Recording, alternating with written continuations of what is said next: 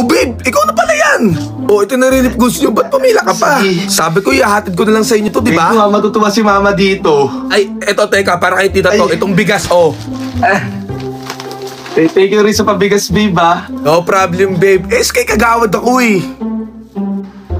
Babe, isang sopas, biscuit, saan pinapanilagan ko, ha? Tsaka kape. Kayla! Ano ginagawa mo dito? Babe, kung saan naman yun, mama?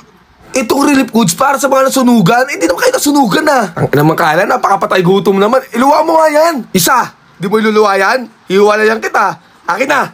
Ipasa ko lang pala itong scholarship requirements ko, ha? Kasi di ba sabi mo, 10,000 per sem yun? Babe, hindi na kailangan. Nilakad na kita. Tsaka ginawa ko ng 20,000%. Oh my God! Oo, babe. Talaga? Tsaka alam mo, matalino ka. Babe, thank you talaga, ha?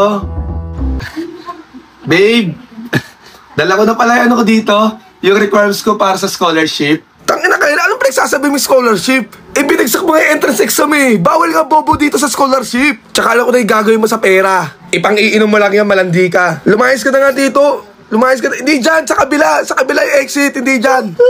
Babe, ano pala yung mga libreng pinamimigay nyo na pwede sa akin? Babe, pwede ka dun sa libreng gluta namin. Gluta? Oo, gluta. Tsaka may libre rin kaming IELTS extension. Di ba gusto mo Alex yun? extension? Oo, para sa mga estudyante naman, namimigay kami ng laptop. Oo, laptop. Babe, saan pwede pumunta? Babe, kuha lang dito Ito? sa stock room namin. Sige. Babe, di ba may mga project kayo? Ano kayo mga pwedeng salihan ko doon, no? Para makatulong naman ako sa inyo?